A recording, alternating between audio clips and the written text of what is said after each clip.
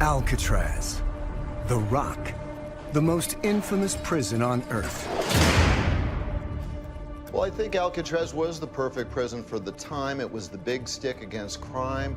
America's worst, Al Capone, Machine Gun Kelly, and Whitey Bulger, all called the Rock home. The island lies just over a mile offshore, but escape was almost impossible. Prisoners who tried faced icy waters, deadly currents, disorienting fog, and fearsome predators. To understand these dangerous forces, a new investigation pulls a plug on the seafloor and drains the waters of San Francisco Bay. It will reveal the secrets of the seabed with stunning computer graphics. Can the underwater landscape explain the Rock's reputation as an inescapable prison? In 1962, 3 men did break out from Alcatraz. Will draining the bay throw new light on what happened to them? They entered the water at the north end and took off in a raft, never to be seen again. Did they reach the mainland and freedom? Or did the ferocious currents, shaped by the seabed, seal their fate? And can this underwater landscape show why Alcatraz might be the safest place when the next earthquake hits California? Secrets are revealed as we drain Alcatraz.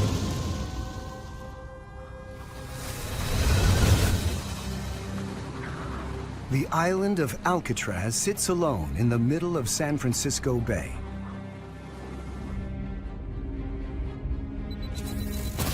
Within this dramatic landscape, Alcatraz and the remnants of the renowned U.S. federal prison are just a mile from the heart of the city.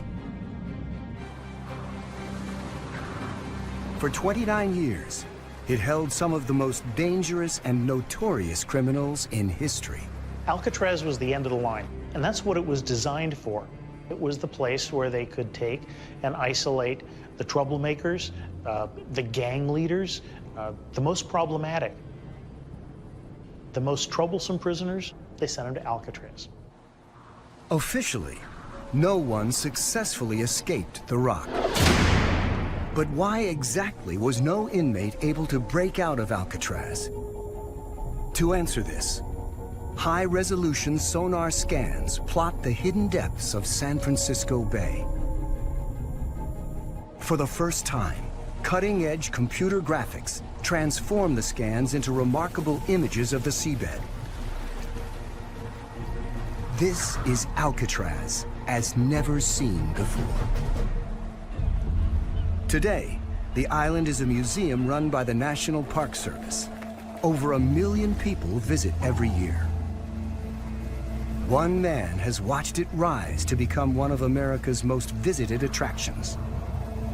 Ranger John Cantwell. He's worked on the island for over 25 years.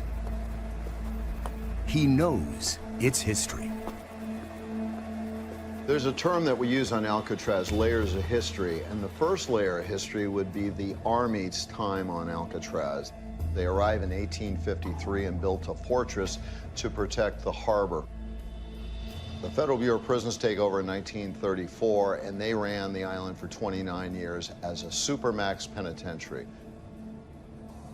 American justice reserved Alcatraz for the worst of the worst.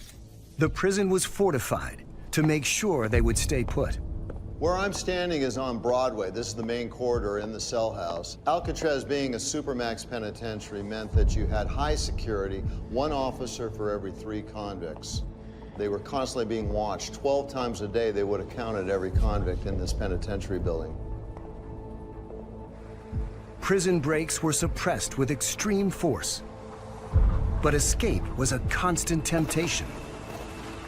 Freedom was just a short swim away. The punishment of Alcatraz was this, the view of what was going on across the bay. Everything's in plain view, and these men that were incarcerated on Alcatraz could see it.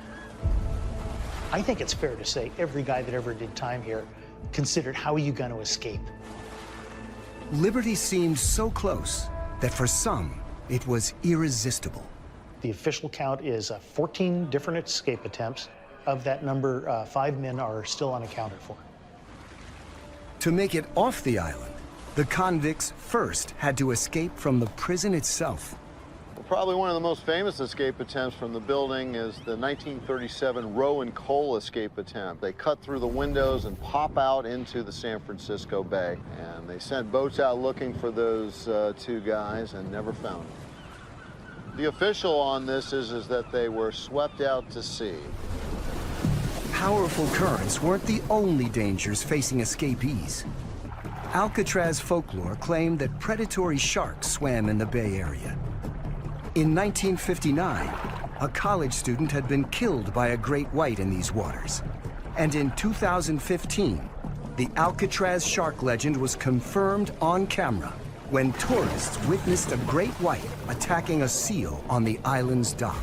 But fear of shark attacks didn't stop the escape attempts, and these were becoming easier as the